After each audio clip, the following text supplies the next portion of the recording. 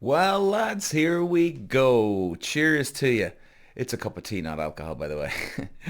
So, lads, here we go. The 2025 season, we have all 10 teams with 20 drivers confirmed. It's done. Let's have a look at what we're in store, and we're only just over 2 months away from round one. Let's get into it. Walsh running the Irish green, and look at the move. He's making down to the inside. Moves to the front from fifth all the way to the lead in lap one. Walsh takes win number two. Peter. Wow. Okay, lads, so we're going to start from 10 down to 1, all right? In other words, the cars that are at the back of the grid. We're going to start with those guys, all right? And then we'll work our way up to the top. So let's look at Kick Sauber, lads. So we obviously have Nico Hülkenberg joining the team. Now, I think most of us know who Nico is. Honestly, guys, I think he's been incredibly underrated. Or you could say overrated. Now, I honestly think this guy, he doesn't get enough of credit, really. He should get more. And, I think the guy, he's really good, lads. Yeah, he was very, very good consistently. He was winning championships in the lower levels like Formula 2 and 3, etc. But when he got to Formula 1, things just haven't gone well for the guy, all right? He never got himself in a position where he was in the top seat or one of the top seats.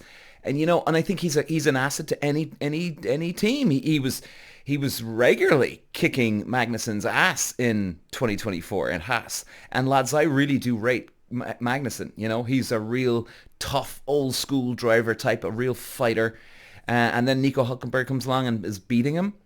Great driver. I think it's a great roundup. Kick Sauber are lucky to have Nico Hülkenberg. So I think this is going to be a really, really good asset to them. Now, let's look at the other guy, Gabriel Bortoleto, the Brazilian boy. Now, I don't know much about this guy as such yet, guys. I've done a bit of research, but we're obviously going to find out a hell of a lot more as the season goes on. Bortoleto, he was the Formula 3 champion in 2023. He had, let's see, I'll just double check it here again. I've got his Formula 2 results. He had 2 race wins and 5 podiums in total across 2024. Now, he is attached to Fernando Alonso's management agency. So, what does that tell you? Obviously, he's got some contacts, which is good. It's very, very important to have contacts in any walk of life. So, it's done well for him. He's only 20 years of age. So, this guy, he's going to be, I think, he seems to be really, really good. And, a lot of the Brazilian drivers, some of them can be a little out of control, but they can be lightning fast. Some of them can just be lightning fast and incredibly consistent.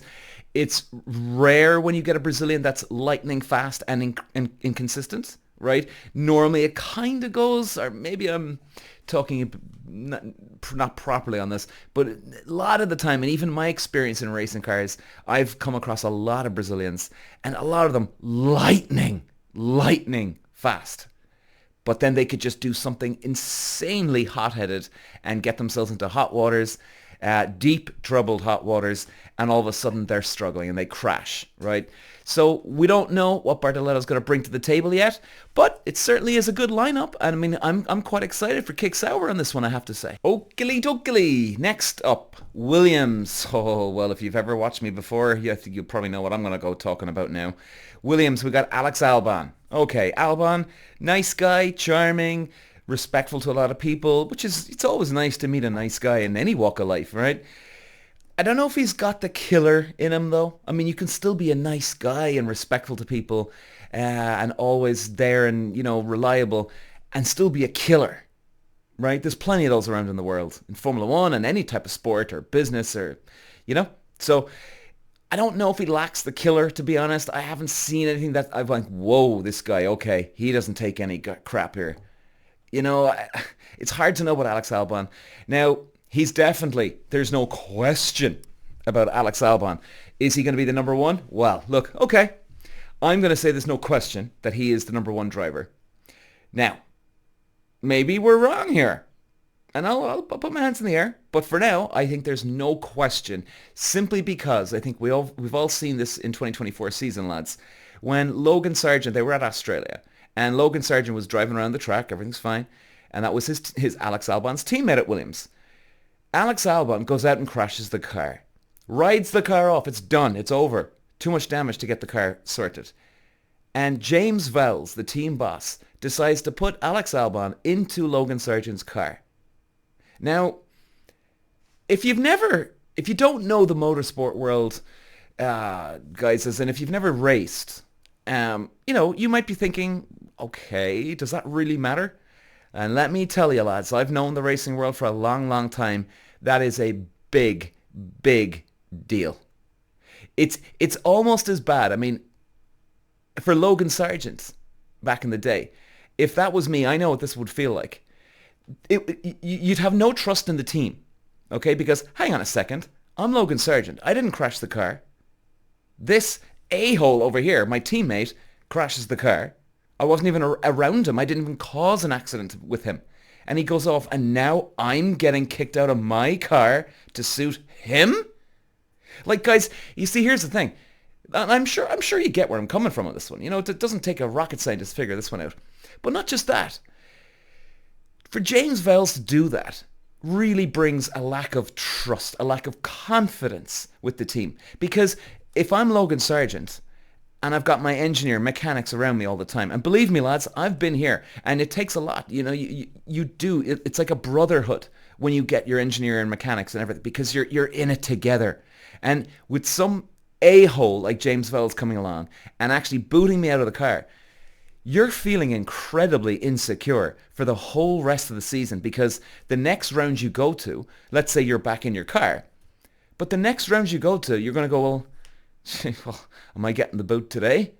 And you're looking at your engineer going, well, okay, we got through practice. Did he get through practice?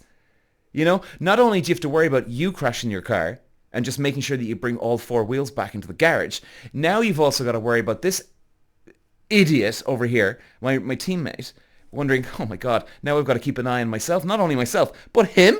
Oh my God, hopefully he doesn't crash the car. You'd be probably on the pit lane watching him go through. Okay, thank the Lord, he's gone through for another lap.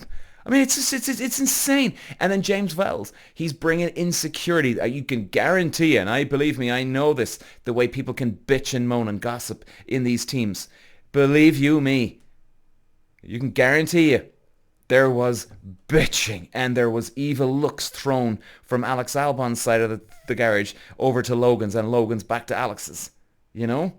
Insane stuff. I'll put it this way. It's kind of like, right? Give me a bit of rope on this one. It'd be kind of like having a boyfriend or girlfriend or husband, wife, right? And your partner decides to go out on a Saturday night. You're sitting at home going, hey, so baby, where are you off to? Oh, I'm going to go out tonight, and listen, if I meet someone, I'm going to sleep with them. You're just wondering, right. So if you do find something else, I'm done. I can stay clean, keep my nose clean, but you're going to go off. And she's told you, and you just have to suck it up. Put it that way. That would be as bad as what this would be like for him. I know the racing world, lads, and believe me. Oh dear. Okay, let's move on. Now, Carlos Sainz. This poor lad. Now, my heart does go out to Carlos Sainz, I have to say. This poor guy, he's in Ferrari, one of the best teams there. Had a couple of race wins, qualifying great on pole, etc. And now he's going down into Williams. Now, you might wonder, why in Lord's name is he going from Ferrari to Williams? Well, number one, obviously, they booted out Sainz even before the year of 2024 started. Right? So, I mean, talk about what a kick in the ass that is. And Hamilton coming in, obviously. So we've got Carlos Sainz. Is this a good move for him? I don't think so.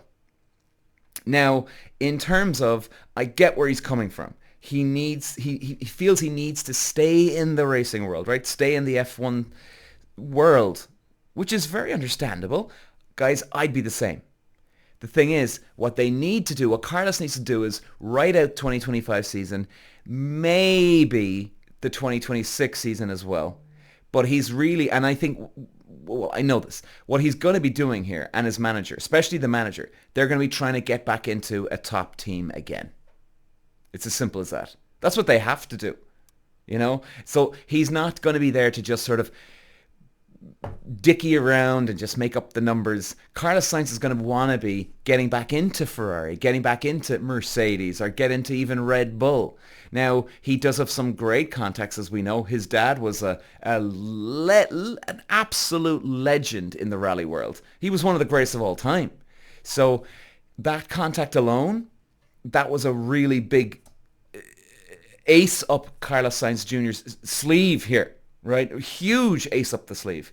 So that definitely works well. The management team, he really needs to now get himself in a position where he can get a good, strong manager, even like a Hollywood agent would be good, and get them to get you the deal getting into the the bigger teams.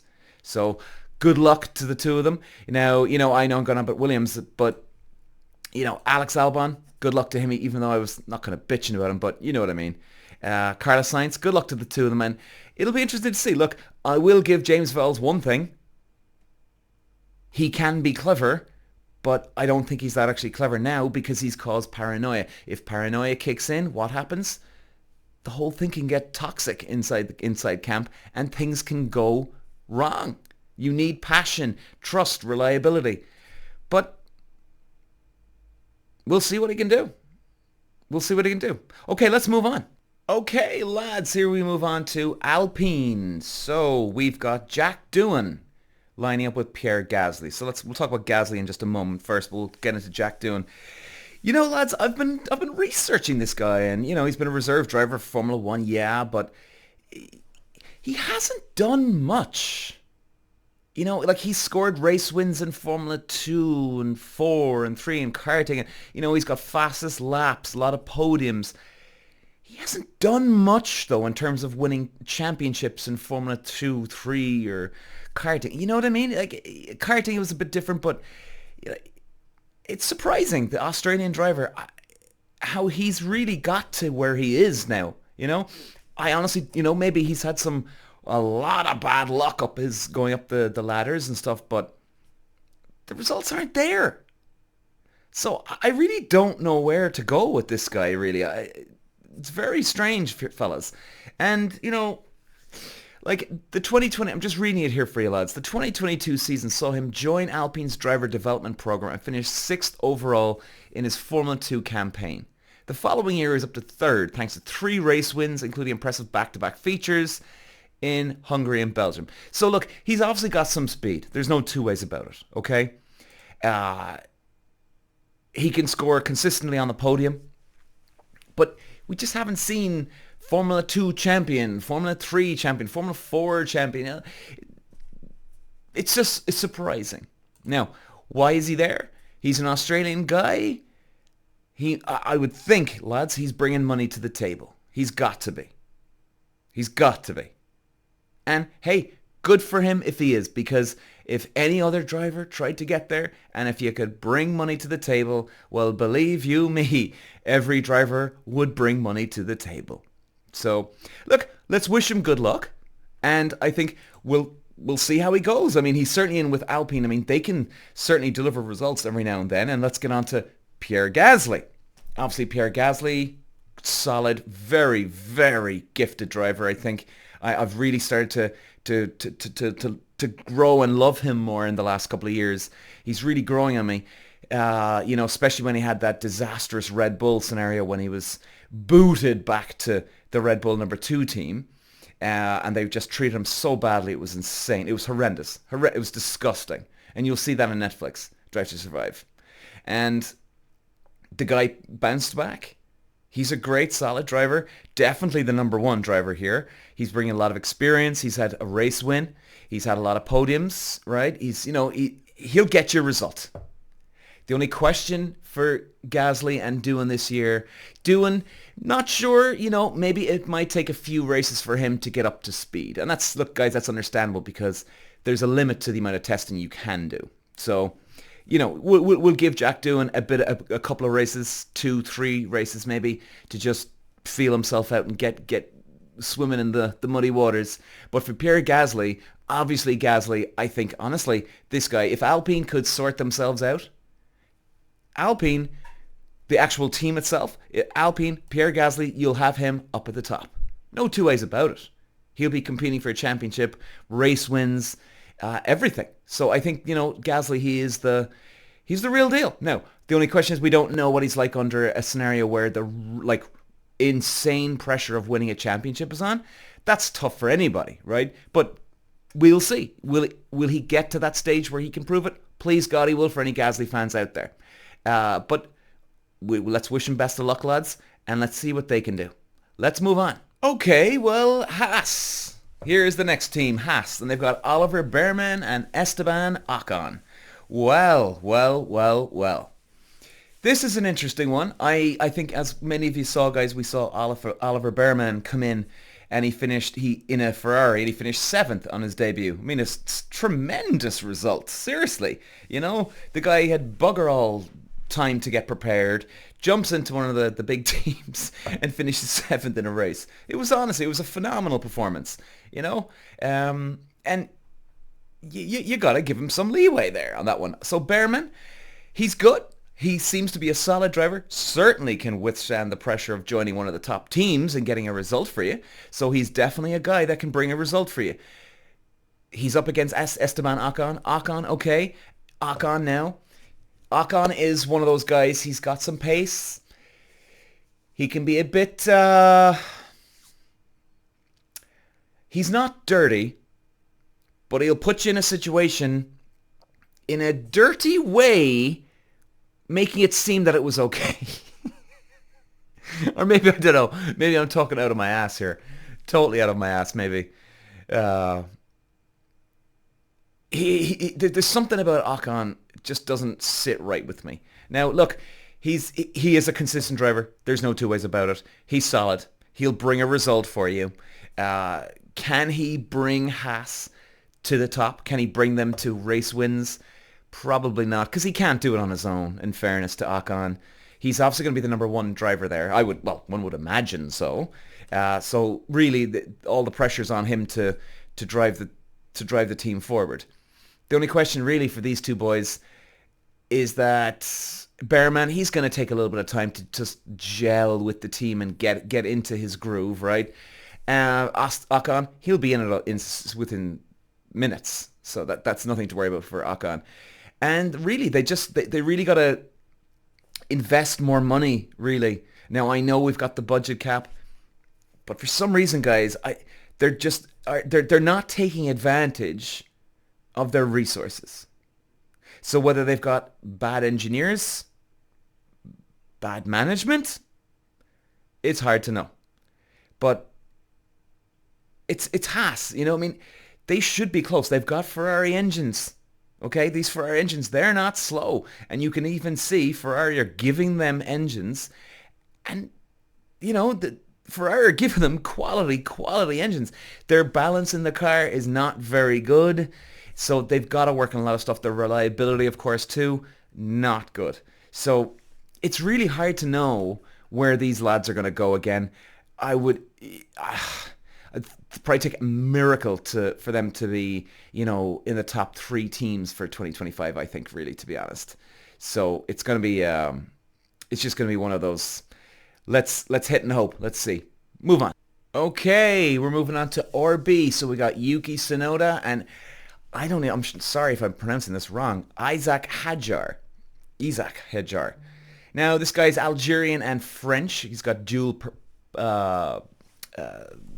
citizenship for both countries, it seems.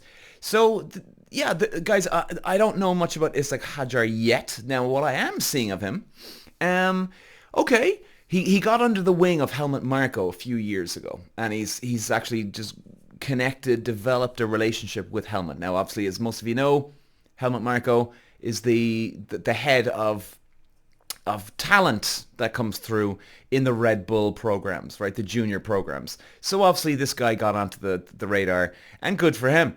Now, I'm sorry guys, excuse me. And now he was an F3. I'm just having a read here, guys. It says he took 3 wins and 5 podiums to finish his rookie campaign, 4th in the series, then moving up to F2 in 2023. Now, he only finished 14th in his debut season, but was rewarded with a taste of an F1 car driving at the Mexico Grand Prix. And the Frenchman moved to campus racing for 24, just missing out the title to fellow F1 newbie Bortoleto in his most impressive season of racing to date. Hadjar's performance in 24 made his move into F1 look like a matter of when, not if, but once Red Bull's interest in Franco Colapinto was cooled, it looked likely Hadjar would be on the grid for 2025. And here he is, ladies and gentlemen. Here he is. He's in the Red Bull number 2 team. So I think he's bringing money to the table. Or he's bringing a lot of sponsorship, whichever one it is. Because again, guys, it is, a lot of times it is about, okay, if, let's say, Isaac is bringing money to the table, he could actually be bringing dollars and, well, we'll do it the funny description, dollars in a suitcase, okay? He could be doing that, or he could be getting the team sponsorship, right? Where the sponsor then picks up the bill for all the traveling expenses, or the wind tunnel, maintenance, right? So what I mean about that, in other words, you might have somewhere where they're giving you money, the team's receiving money, or the team are in a position where someone is paying their bills. So they're not receiving money, just someone's picking up the bill. You know what I mean? So it's hard to know, but maybe we'll see as we go along. And of course, Yuki Tsunoda, he seems to have matured a bit over the last couple of years. I mean, I've said this loads of times already that I'm sure you've all seen Netflix, and you can see in a moment where Yuki Tsunoda is bitching and moaning about going to train, to exercise on a day, and he's got the personal trainer just standing there. I mean, honestly, the cheek of some people, it's unbelievable. There's drivers that would give their right testicle to be in his position, and this guy's just moaning. It was incredible. It really was. It's incredible. But he's a quick driver. There's no two ways about it. Tsunoda, man, he's going to be obviously the number 1 for the team this year, trying to steer them going ahead. But, like Tsunoda, he's got some balls, man. He's got some balls. Like he's so he's brave, right? He'll go for moves, man, that a lot of people won't. And like I think he surprised a lot of people when he gets into a battle with people. All of a sudden somebody's turning in, and before you know it, as they're turning in, Tsunoda's up your inside, and they're like, oh jeez, and they're like, oh my god, he actually went for it. What the hell? So it's if you want some good watching when it comes to racing this year, Tsunoda's your boy. Let me tell you, he's nippy, man. Let's move on. And here we go. Aston Martin. Oh, definitely. I think, lads, the team to beat this year. Now, if you've listened to me before, I'm sure you know that my favorite guy out there is Alonso. No question. But can they do it this year? Can they do it? Now, Alonso, definitely they have him as their number 1 boy, even though it's kind of weird because Lance Stroll's son is in the team. Now, then again, look, Lance Stroll knows that Lawrence, the dad, the investor, Lawrence isn't going anywhere for a long, long time. Whereas Alonso's around now, they could potentially get another world champion. So like guys, Alonso's a 2-time world champion. If he gets it to 3, that brings a hell of a lot of attraction to the team. So if now that they have Adrian Newey on board with them for this year, for 2025, oh dear God, what's going to happen? This is seriously exciting, lads. I'm telling you, these guys could come out of nowhere and pounce and beat everyone. Adrian Newey is that good. So people wonder, well, Peter, why do you always go on about that? Oh, really? Well, why do you think that Alonso's getting the attention? Like, what about Stroll, the kid? It's simply because of that, lads. The dad's not going anywhere for a long, long time. His kid is young. He's going to reward his kid eventually. But at the moment, getting Alonso to a 3-time world champion is incredibly attractive when it comes to investors and sponsors. Okay? Sells a hell of a lot more baseball caps when you've got a hat-trick under your belt with a driver. All right? And he's brilliant. The guy, I've always said, he was the one guy that took Schumacher down. Now, I'm not saying he's better than Schumacher. Absolutely not.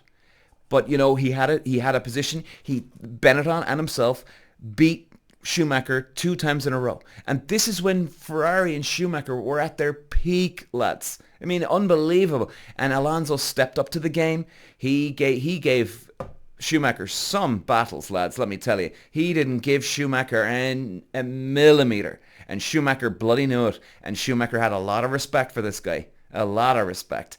And believe me, I've got a lot of respect for Alonso. Definitely, I think, the best guy on the grid. No question. Can he do it? Well, lads, if there's one team that can pull off, I wouldn't even say a miracle. If there's one team that can pull it off from the get-go, it's Adrian Newey and Fernando Alonso. All right, lads, and now let's look at Mercedes. Obviously, Hamilton gone. The golden boy now, no two ways about it. It's George Russell. He is going to be their goose, their golden goose, lads. They're going to give him every golden parachute if they ever gets in trouble. This is the boy for them now. No two ways about it. And we even saw that in 2024, lads. They know Hamilton was nowhere. But, a lot of you know, I'm not a Hamilton fan. I'm not. But I will say this, and I'll defend Hamilton here. He wasn't getting the attention that George Russell was getting in 2024. All right? It's not like, oh, well, Hamilton, he just doesn't have it anymore, man. That's total crap, lads. Okay? I'm even standing up for your boy here, if you are a Hamilton fan. Hamilton is a gifted driver, but he's obviously going to form at, Ferrari. Problem is, he gave them the finger, lads, even before the 2024 season started. Do you remember this? Like, he actually signed a contract, told the team he was gone. Wow. All right? Anyway, we're going to be talking about Hamilton in a few minutes. But anyway, so George Russell. Yeah, really good pilot. Very good pilot. Definitely, he brings the fight on the track. Great qualifier. I think he just lacks just a little bit in racing, I have to admit. But, maybe I'm wrong. But definitely a solid guy to have running your team. I really do think George Russell, he likes to get stuck in, gets the sleeves up and gets stuck into the mud, gets down and dirty. This is exactly what you need from a leader. And I don't rate him high, like hugely, but as a guy to bring the fight, to drive the team forward, I think he's going to be really, really good. Then you've got Kimi Antonelli. Now, just looking at Antonelli here, he finished in the F2 Championship, he finished 6th. So, okay, he didn't take on the world by storm, but look, we've obviously known for a while now that he was going to be joining the team. Definitely a solid pilot. No two ways about it. He's going to, obviously, like you said, he's going to be, he's won a couple of F4 titles, etc. But he's going to be one to, he's going to have to get the feet wet here. He's going to have to get the feet wet and just get used to the Mercedes way and just the Formula One way. So really, we can't go into too much detail about Antonelli yet. He's 18 years of age, which is just, jeez, that's such a young age, man. But sometimes the 18-year-olds, it's either sink or swim, and we'll find out very, very soon. Okay, here we go, McLaren. Well, obviously we all know Lando Norris and Oscar Piastri lined up together. Well, where do I start with this bunch of, I don't know what you'd call McLaren. By the way, lads, if this is your first time ever watching me, well, I was actually rooting. I wanted McLaren to win the championship, but with the Drivers' Championship. Forget the constructors, all right? It's great that the teams get a lot of money, right? But they didn't capitalize on Lando Norris in 2nd position. They gave 3 races away here where they didn't give the points. And I'm saying give because if you've got 2 teammates together on track, you can definitely get one of your drivers to slow down and let the other guy through. You can control this, right? And I mean, yes, give points. They allowed Oscar Piastri finish ahead of Lando Norris for 3 races when they were trying to hunt Max Verstappen down. They didn't do it. To me, that tells me everything. Number 1, they prefer Oscar Piastri. Number 2, they don't like Lando Norris. 3, they don't give a damn about the Drivers' Championship, which is like, I just can't get my head around that. blows my mind. It's unreal. And then you see them at the end of the year when they win the constructors, they're slapping each other on the asses with wet towels, lads. They're high-fiving each other. They're spraying the champagne over themselves. It was, I'm going to say this. It was disgusting. I'm not saying winning the Constructors' Championship is disgusting and you should be happy. Of course you should be happy. Of course. Number one, I wouldn't be celebrating that much, even if you do win it. I'd be coming down a couple of points, all right? Just take it easy, lads. We didn't win the Drivers' Championship here, all right? Very solid result. We're all going to be happy. We're all going to go out on the piss tonight drinking. Absolutely, no question. But jumping around the place? No. Forget that. Forget it. It's only the constructors now, lads. Relax now. Where's your standards?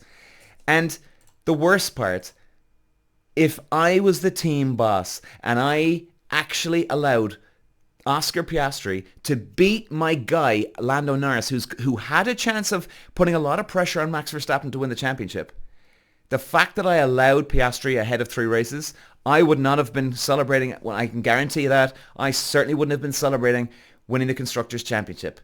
Because why didn't I try and do everything for the drivers? Now, if I did everything, and I mean everything, to win the Drivers' Championship, never let Oscar Piastri ahead of Lando Norris. No, you kidding me? Never in a million years. If I ticked every single box, then okay, I'd be celebrating, but certainly wouldn't be celebrating the way they are. So guys, I think going forward here, I don't know if McLaren are just actually in trouble here because this is not good. This is not healthy, lads. Unless, if I'm right here and they prefer Oscar Piastri and all of a sudden Oscar Piastri comes out the gate storming next year, right? And they do everything for him, well then it was obvious then, they didn't want Lando Norris winning the Drivers' Championship. They wanted Piastri to do it. Now, that sounds stupid, doesn't it? I mean, it doesn't make sense why you do, even if you prefer Oscar Piastri, if your boy Norris gets into a position where he can win the championship, you've got to be saying, listen, lads, you know what? This doesn't come around much. We got to put our chips down for Lando. Anyway, I could get wound up here, lads. So let's move on quick. And Ferrari, lads. Wow.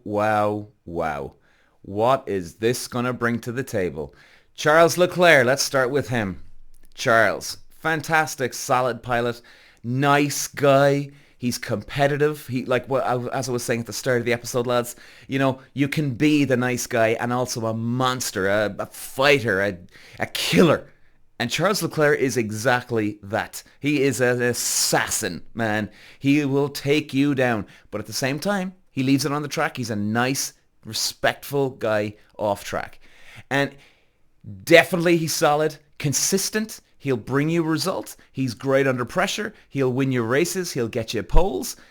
The only thing left that Charles has to tick the box here is, can he win a championship under pressure? That's the only thing. So there's not much to say about Charles, Let's move on to the golden boy himself, the golden goose, as everybody's calling him, Lewis Hamilton. Now, a lot of people are wondering, is he going to get the attention or has he lost his edge? I'm even going to stand for Lewis here. No, Lewis Hamilton has not lost his edge, lads, okay? He hasn't got too old now where he just can't do it anymore. That's a load of bollocks. Okay? A load of bollocks. Hamilton will get you a result. Give him the car. He'll be solid, consistent, fast. He'll put it on pole for you. He'll win your races. He's quite good under pressure, right? In those championship positions. Yeah, he's definitely good for that. There's no two ways about it. He just lacks, in general, a little bit of pace comparing to Senna and Schumacher. And the last one of the day to round it all off, lads. That is it. Red Bull, the drivers' champion 4 years in a row, Max Verstappen. Now, what a surprise this was. Sergio Perez out. Even just before Christmas, they gave him the boot. Couldn't they have just waited a few days, give him Christmas Day, then break the news? I mean, I know there's no good time to ever break that sort of news. And he had a contract for 2025 season, Sergio Perez did, and they give him the boot. And, lads, I've been saying for a long time, especially when Pierre Gasly went to the team, they booted out Pierre Gasly halfway through the season, brought in Alex Albon. It shows that they don't give a damn. If they want to get rid of a driver, that's it. Good luck, bye. And then Sergio Perez has been hanging around the team, not getting the results. I honestly think he's a good, solid driver. He'll bring you results, and he has brought results. They just didn't give Sergio Perez the attention that they gave Max Verstappen. Simple as. That's it. Okay? Simple as. The guy won races. He's proven it. It's not like he just fell out of bed and just knocked his head and, he can't drive anymore? No, lads. No, absolutely not. So, look, it's unfortunate for him. I feel sorry for the guy. It's very, very tough. Very tough. And Liam Lawson in, that was a shock. That was a shock. Liam Lawson? Okay, he's been knocking around a bit, and he's a good, solid driver. I think the guy's bringing some investors to the table. He's got to be. Are he saving the team money? You just don't know. But really, let's look at... I want to focus on Max, right? Because I got to hand it to Max Verstappen and the Red Bull team here, lads, to round this off today. Will they be a contender for the 2025 season? I honestly don't think so. Now, we've left them for last because he's the driver's champion. And what they did this year, even though they can be cruel, like what they did with Sergio Perez, what they went through in the 2024 season, the sexual allegation assault with Christian Horner, Adrian Newey leaving halfway through the year. Apparently, Jos Verstappen, Max Verstappen's dad, had a huge bust-up over some girl, right, which was maybe related to the sexual allegation stuff. We don't know for sure, but we're trying to connect the dots here. So maybe this was all over some girl, but they were so dominant at the start of the year, they lost it, had all these problems, but they managed to just stay in the fights. Yes, Norris did reduce the championship down. They got lucky and a lot of help from McLaren. Oh yeah, that's right. McLaren actually helped them win the Drivers' Championship. Bloody idiots, McLaren. Don't even get me started. But with Adrian Newey gone now, I really don't know what they can do for the 2025 season. Now, you know what? Toss a coin, man. Toss a coin. Because what they did to stay in the fight and never give up, it was absolutely brilliant from Red Bull. Honestly, from Verstappen himself, from Horner, the whole team itself. It was absolutely exceptional what they did. They went through a lot in that 2024 season. And they managed. Now, yes, they were so dominant that they got a huge over 3 race wins on hand at the end of the year. At the start of the year, so that they had a cushion. But still, they did a good job, lads. I think, rounding this off, I think Aston Martin and McLaren are going to be the teams. McLaren are probably going to come out the gate storming, right? Just picking up from where they left off at the end of the 2024 season. I think that's what's going to happen here. Red Bull, they'll be around about there. That's my prediction. I think Aston Martin, I'm going to say probably now, it's up and down all the time, I'm going to say there's an 80 to 85% chance they hit the ground running from, let's say, round 3 on, and they could possibly win the championship. Maybe I'm insanely wrong. Maybe I'm insanely on the button. I don't know. But one thing is for sure, lads. This is going to be one hell of a whirlwind season. Walsh running the Irish green, and look at the move he's making down to the inside. Moves to the front from 5th all the way to the lead in lap 1. Walsh takes win number 2. Peter. Walsh.